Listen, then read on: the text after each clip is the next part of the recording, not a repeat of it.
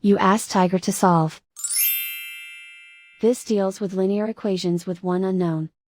The final result is x equals 11. Let's solve it step by step. Simplify the expression. Expand the parentheses. Multiply the coefficients.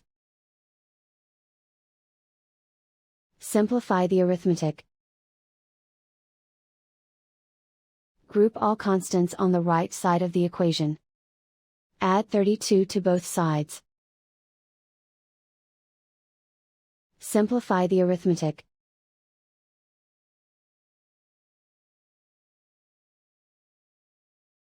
Isolate the x.